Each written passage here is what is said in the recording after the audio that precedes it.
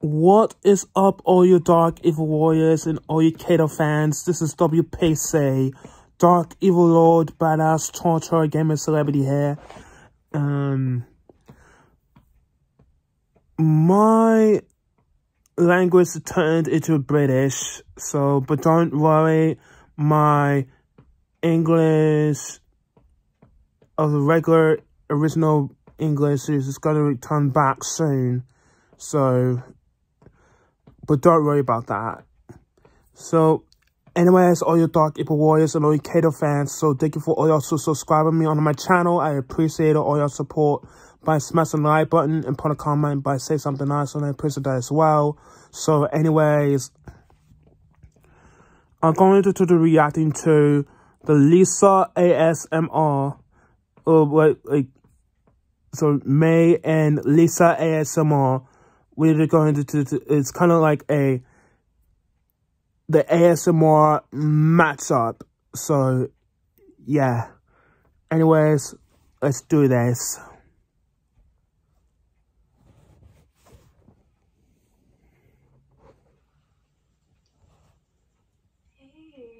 Hey. So you're back? Yeah, I'm back. I know. I couldn't stop reading either. So, you ready for the next book? Yeah. I'm really glad that we started this book club. Book club is amazing. Oh, you like the gloves? Yeah, I do. Thank you. No problem. Someone very special over here. Got me them. I love how they feel. So smooth. They're satin. Yeah. Anyways. The Beast Within. Okay, the Beast Within. Alright. Valentina.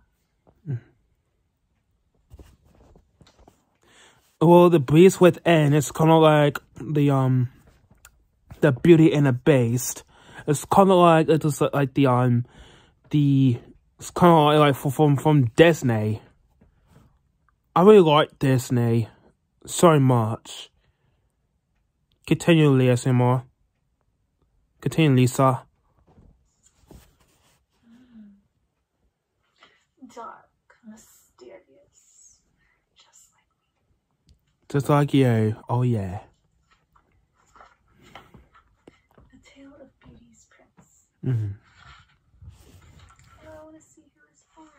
Dedicated to my dearest love, Shane Case. Chapter 1. The Witches in the Rose Garden. The Beast stood in his rose garden, the overwhelming scent of new blossoms making him slightly dizzy. His garden always seemed to have a life of its own, as if the twisting, thorny vines could wrap themselves around his racing heart and put an end to his anxiety. There were times when he wished they would, but now this mind was filled with images of the beautiful young woman inside his castle. Belle, so brave and noble, willing to take her father's place as a prisoner in the castle dungeon. What sort of woman would do that? Give up her life so easily, sacrificing her freedom for her father's. The Beast wondered if he was capable of such a sacrifice. He wondered if he was capable of love.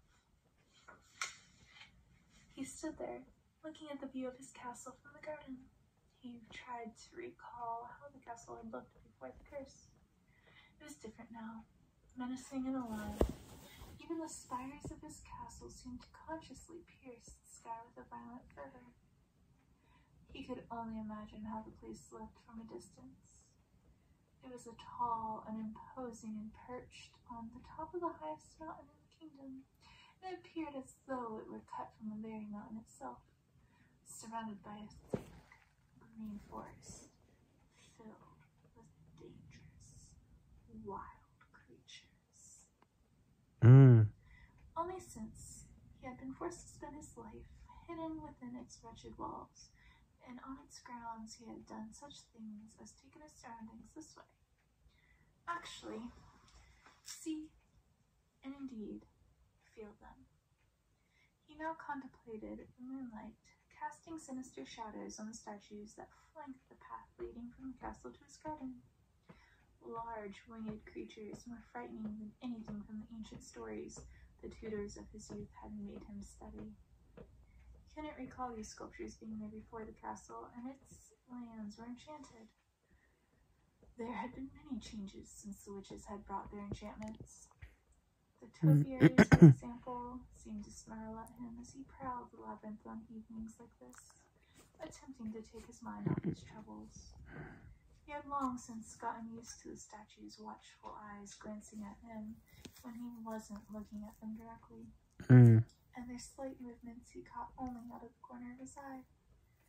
He couldn't escape the feeling of being watched and had almost gotten used to it. Almost. And the grand entrance of his castle seemed to him like a gaping mouth prepared to devour him. He spent as much time outdoors as possible. The castle felt like a prison, and as large as it was, it confined him, choking the life out of him. Once, when he was still, dare you think it, human, he spent much of his time out of doors, stalking wild beasts in his forest for sport. But when he himself turned into something to be hunted, he shut himself away in those first years, never leaving the west wing, let alone the castle. I see. Poor little beastie. I guess I should say poor big beastie, because he was not little. No, he was not. Perhaps that was why he now detested being within doors. He had once spent so much time locked away by his own fears. When the castle was first enchanted, he thought that his mind was playing tricks on him, that simply the idea of the curse had driven him mad. But he now knew everything that surrounded him was alive, and he was fearful any further misdeeds on his part would send it into a frenzy, and his enemies would make him suffer even more for the pain he had caused so many before he became a beast. The physical transformation was only part of the curse. There was much more, and it was far too frightening to think of. Right now, he wanted to think of the only thing he could calm him, even slightly. He wanted to think of her. Belle. He looked upon the lake to the right of the garden, the moon creating beautiful silver patterns on the rippling water. Apart from the thoughts of Belle, this was the only tranquility he had been afforded since the curse. He spent many hours here, careful not to catch the sight of his own reflection, though sometimes he was tempted. He was fully aware of the revulsion it would bring. He had been almost obsessed with his reflection when the curse began to take hold, and he quite liked the little changes in his appearance at first. The deep lines, he mused, had made his young face more fearsome to his enemies. But now that the curse had overtaken him completely, he couldn't stand the sight of himself. Every mirror in the castle had been broken or shut away in the west wing. His terrible deeds were engraved on his face, and that sent a hollow, wretched feeling deep into his gut, sickening him. But enough of that. He had a beautiful woman within his walls. She was a willing captive, someone to talk to, and yet he couldn't even bring himself to face her. Fear. It gripped him. Would this fear now keep him outside, where once it had shut him in? Fear of going within doors and facing the girl. She was a wise woman. I'll say. Had she no idea his fate was in her hands? Statues watched, as they always did. When he heard the click of tiny boots on the stone path, heading in his direction, disturbing his musings, the odd sisters, Lucinda, Ruby, and Martha, as indistinguishable trio of witches with inky black ringlets, a milky pallor with the texture of bleached driftwood, and red baby doll lips, were standing before him in his rose garden. Their faces were glowing in the moonlight, like those of ghosts with mocking expressions. The finery glittered like stardust in his dark garden, while the plumage in their hair made their bird-like gestures all all the more grotesque. There was a nervousness about them. They were seized by a constant series of little twitches and gestures, as if they were in continuous communication with each other even when they weren't speaking. They seemed to be taking a measure of him, and he let them. He stood in silence as he often did when they came to him, waiting for them to speak. They appeared whenever they pleased, and always without warning. Never mind, it was his castle and his gardens. He had long before given up and insisting that they appear at his will. He soon discovered his own desires were of no consequence to them. Their laughs were shrill and seemed to mock the tiny glimmer of hope the witches detected within his dark and lonely heart. Lucinda was the first to speak, as was their custom. He hadn't helped being transfixed by her face when she spoke to him. She looked like an odd doll come to life with her porcelain skin and ratty clothes, and her unfaltering monotone voice only made the scene more macabre. So you've captured yourself a pretty little thing at long last. He didn't bother asking how they knew Belle had come to his castle. He had his theories on how they always seemed to know everything about him, but he didn't care to share them with the sisters. I can see that. We're surprised, Beast, said Martha, her pale blue eyes watering gold-like. Yes, surprised, Ruby spat, with an eerie, wide grin, animating her two red lips morbidly like a dead creature brought to life by evil incantations. We expected your condition to have progressed by now, said Lucinda, her head cocked slightly to the right, while she smiled while she looked at him. We dreamed of you running in the wood, hunting smaller prey. Ruby continued. We dreamed of hunters tracking you down. Martha laughed and said, hunting you, the beast you are, and mounting your head on the huntsman's tavern wall. Why are you even wearing clothes, we see? Holding on to the last shred of your humanity, is it? They said in unison. The beast did nothing to betray his terror. Terror not of the witch's magic, but of his own threatening nature, of which they were reminding him. They were holding a mirror up to the monster within, which was longing to escape.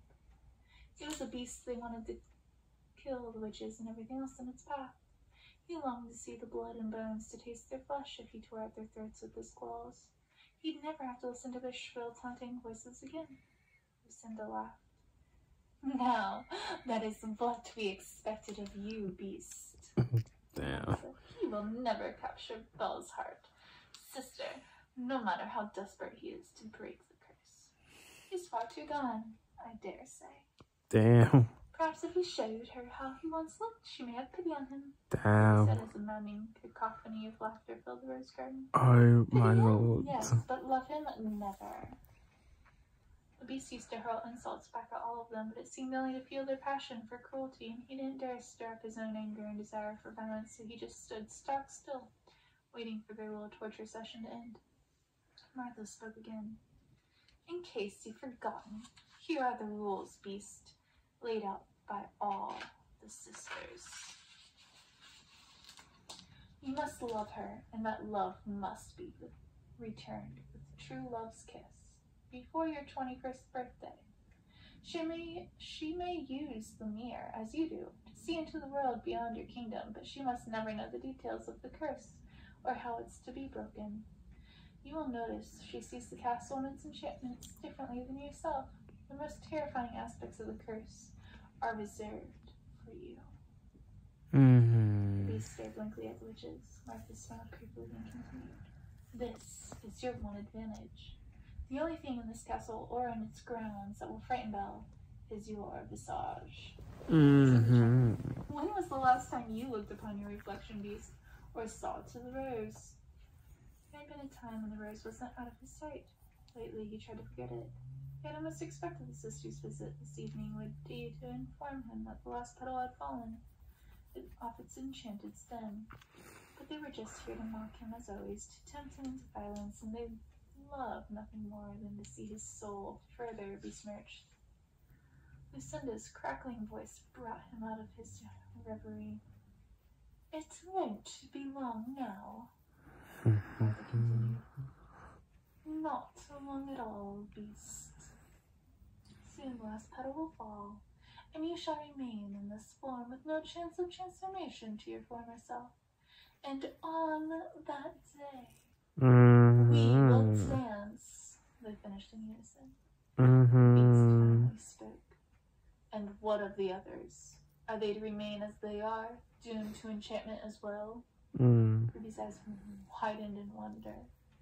Concern? Is that what we detect? Isn't that odd? Concern for himself. Yes, for himself. Always himself, never others. Why would he concern himself with servants? He never gave them a second thought unless it was to punish them. I think he's afraid of what they might do to him if he doesn't break the curse.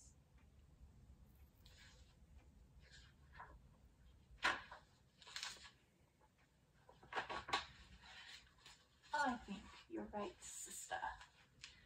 I am also interested in seeing what they'll do. It shall be a gruesome spectacle indeed, and we shall take much pleasure in bearing witness to it. Don't forget, Beast, true love, both given and received, before the last petal falls. And with that, the sisters turned on the heels of their tiny pointed boots and clicked their way out of the rose garden, the sound fading little by little until they vanished into a sudden mist, and the Beast could no longer hear them at all. Chapter 2. Their refusal. The Beast sighed and slumped down on the stone bench in the shadow of the winged creature statue hovering above him. Its shadow mingled with his own, his face and his wings merging into what looked like a Shidu, the winged lion from an ancient myth. It had been so long since he had seen even his shadow that he hardly knew what he looked like, and this shadow stirred a great interest in him. With an infusion of light, the shadow faded into nothingness. Remaining was a new, stark white statue wearing a passive expression.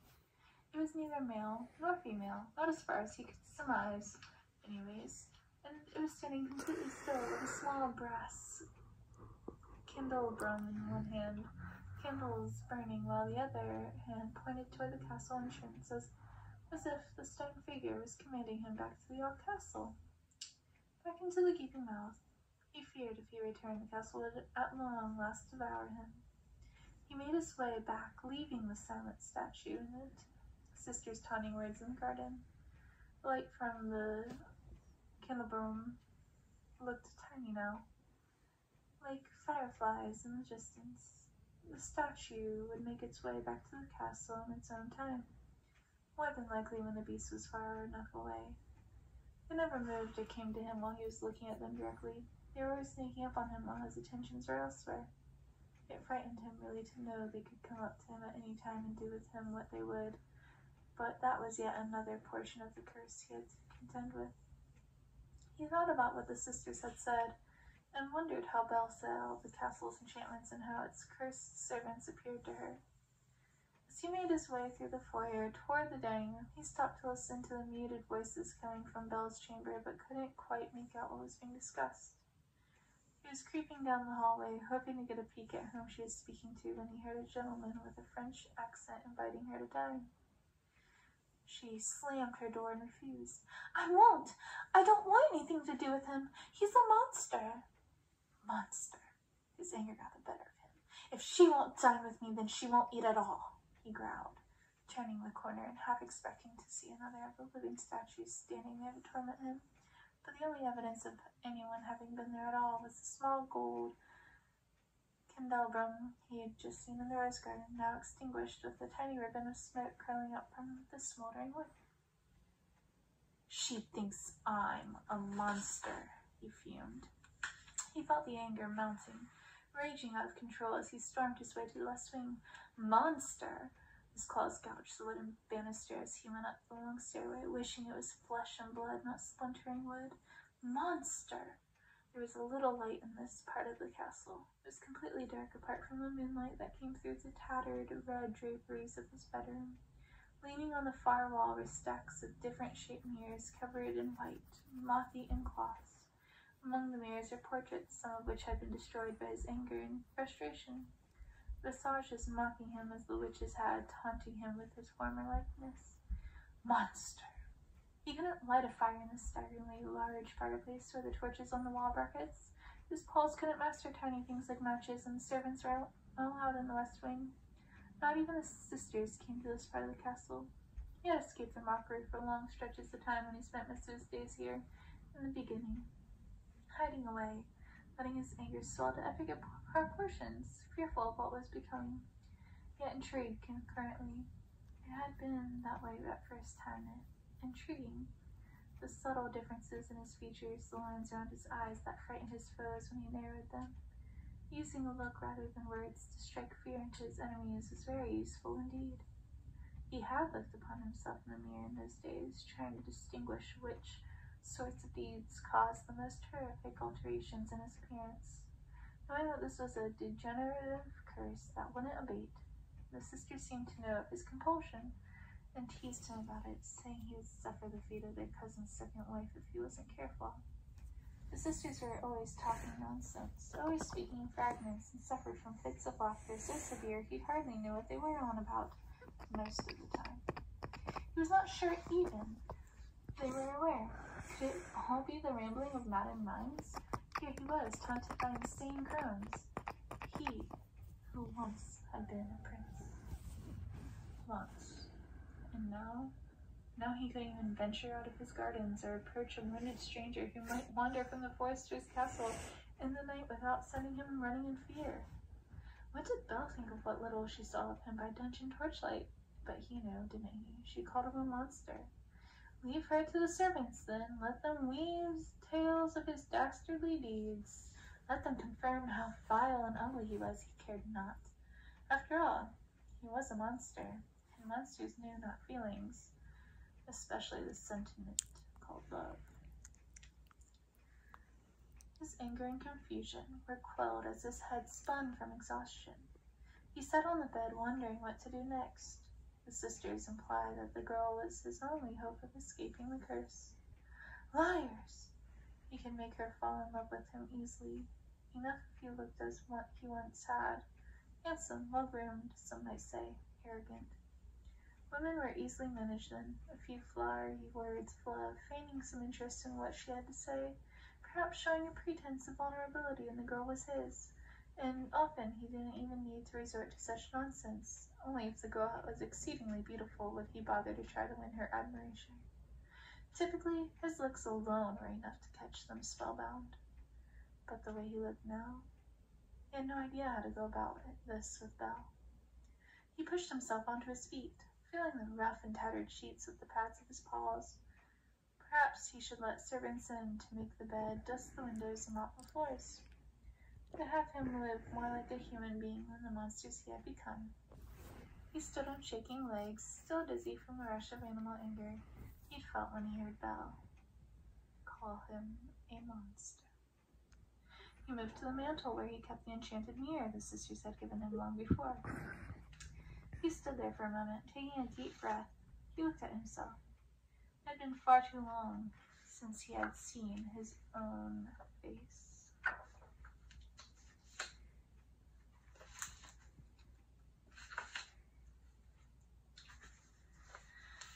He had to see how his odious deeds had etched themselves upon his face. His paw rested on the sheet that was draped over the frame, then in one movement he tore the sheet away and tossed it aside, revealing the looking glass and the tarnished reflection that stared back at him. Monster. The only indication of what he had once been was his soulful blue eyes, which teemed with humanity. Those hadn't changed. They were still his. But in all other aspects he had become exactly what he had feared. And indeed, it was worse than he ever could have fathomed. His knees buckled as his world started to close in. His scope became narrower until he found himself in utter darkness, spiraling into a vision of his past, of himself as he had once been, before he became a monster, before he became a beast. Chapter 3. The Prince. Before the curse, life had been good to the prince. To hear the sisters tell the tale of the curse would be to hear a story filled with examples of what a terrible person he was. A list of misdeeds tallied one by one, each of them worse and nastier than the one before, until the sisters swooped down on him with their spell, deforming him into the pathetic beast now lying on the bedroom floor before his mirror. Eventually, that is indeed how the story will go, but the sisters won't be able to speed that part of the tale at first, not until the prince has had his say, a chance to tell you how much fun he had had. Because there was a time when things were good. It was time when the prince was just an arrogant young man, full of pride and keenly aware of his station in life. What young prince hasn't found himself in exactly the same place? What do you think other princes are like? Are they just charming men venturing off hither and thither in search of sleeping brides to awaken with love's first kiss? Do you fancy them as dandy gentlemen while they slay dragons and vanquish foul, murderous stepmothers?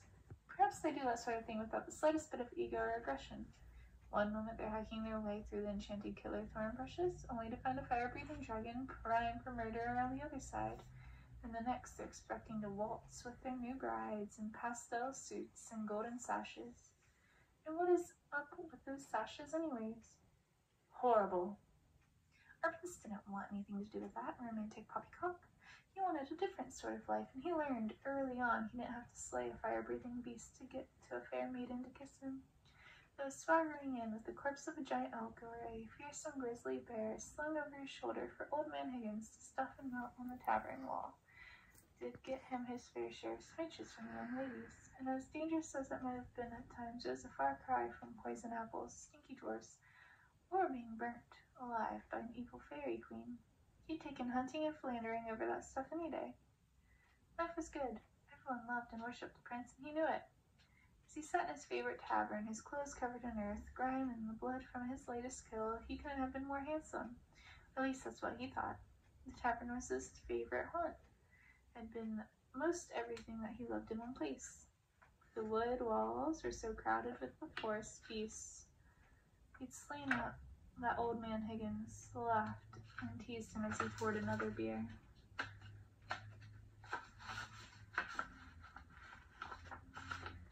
I'm going to have to build a larger tavern, Prince. And it was true. The only person who killed almost as many animals as the prince was his good friend Gaston, who slammed a handful of coins onto the bar, startling poor Higgins before he could finish pouring the new round of drinks. Drinks are on me tonight, Higgins, in celebration of the prince's engagement. The men cheered and the barmaids wilted into tears, their bosoms heaving heavy sighs of disappointment. Gaston seemed to enjoy the spectacle as much as the prince did. She is the most beautiful girl in the village. You're a lucky man. I'd be jealous if you weren't the very best of my friends. That he was, Gaston's best friend. They had always been alike, Gaston and the prince supposed that was why they had included his company so well. Or perhaps he had felt it was better to keep his competition close at hand. But then again he wondered if that was how he'd actually seen it then. The prince couldn't help laughing sometimes, while listening to Gaston go on about himself, bragging about his cleft chin, showing off his hairy chest, and singing his own praises up and down the town's main thoroughfares. However, there was another side to the prince's old friend, a vindictive cruelty about him. Yes, they were very much alike, Gaston and the prince, and that is what brought them together. Gaston was the first to let the prince know his fiancée, Circe, was from a poor farming family in an attempt to prevent the prince from shaming himself by marrying someone so low. Of course, he couldn't marry her, no matter how beautiful she was. How could his subjects take the daughter of a pig farmer seriously as their queen? The servants wouldn't respect her, and she wouldn't know how to act in a diplomatic situation. No, it would be disaster. It would be unfair to his subjects and to her, and most of all to him. He didn't need to tell anyone. To tell him it was a poor idea, he came to the conclusion himself, in the moment he discovered her station in life. Then the decision was made. He couldn't marry the girl. The prince sent for his fiancée the next day. Circe looked beautiful when she stepped out of the carriage to meet him. Her light blonde hair had shimmering silver dress glistened under the morning sun as she stood in the rose garden. It was hard to believe she was a pig farmer's daughter. Perhaps Gaston was mistaken. Where would a girl on a pig farm get a dress like that? Gaston was playing his tricks again, trying to pull him off so he could have Circe for himself. That wicked butt-chin brute. He would have words with him about this soon enough, but in the meantime he had to make amends with his beautiful Circe. Of course, she had no idea he had intended to break things off, but he felt his heart had betrayed her. My darling Circe, you look beautiful.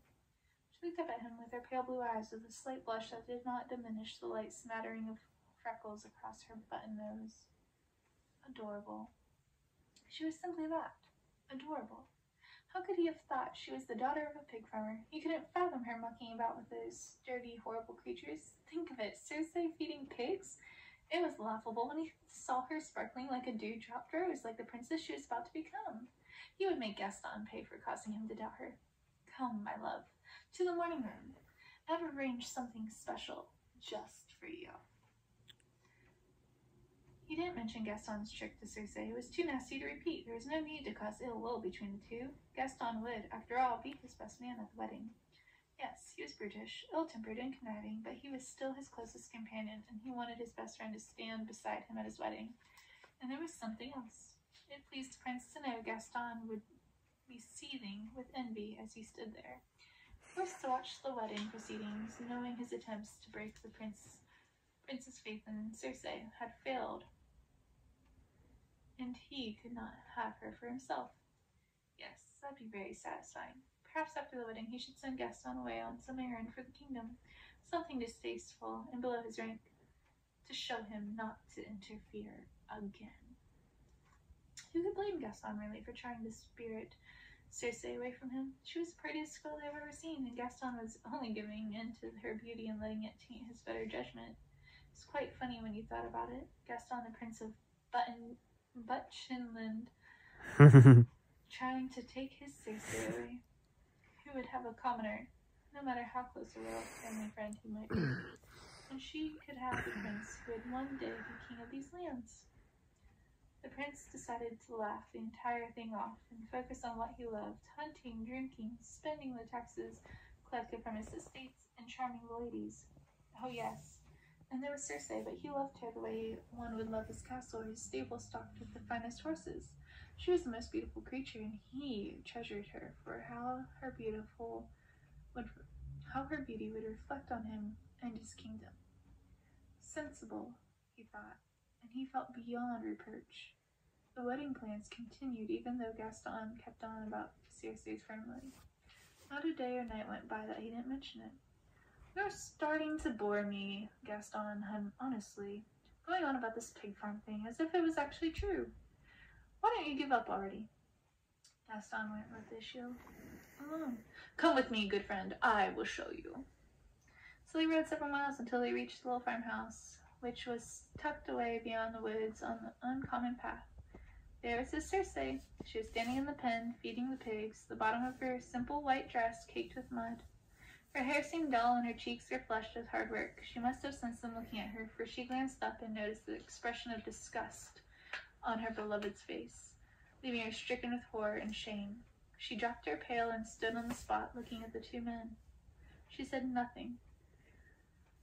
Come out here, girl. Is that how you greet your guests? The prince sparked cockily, her eyes wide enough as if she was coming out of a haze. Of course, she said meekly. Then she walked out of the pen and approached the men, looking up at them, still astride their horses. She felt small and weak and unable to meet their disapproving gazes. Oh, my love, what brings you here? She asked. The prince scoffed. What brings me, indeed? Why don't you tell me your father was a mere pig farmer? Circe looked desperate and confused, hardly able to answer. What do you mean, my dearest? The prince was enraged. Do not play coy with me, madam. How dare you keep such a thing from me? How could you lie to me in such a manner? Circe crumpled in tears. You never asked about my parents. I never lied to you. Why should it matter? We love each other, and love conquers all. Love you? Seriously? Look at yourself, covered in muck. How could I possibly love you? He spat on the ground and then turned his attentions to his friend. Come on, Gaston, let's leave this stinking place. I have nothing further to say to this filthy farm girl. The two men rode off, leaving the beautiful maiden covered in mud and a cloud of dust, kicked up by their wild horses. That wasn't very pleasant of him. Mm-hmm. Was it? Yeah. Let's say. Yeah. Oh my lord. Well, next time we'll start reading from chapter 4, The Witch's Little Sister. Alright. So far, it's quite interesting. I didn't know so much about the beast before. They never taught us. So this perspective is quite interesting. I hope you're enjoying it too.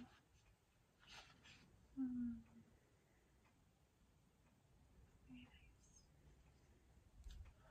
Did you have a beast within? I'm sure we all do. Well, I'll see you next time. Much love. See ya.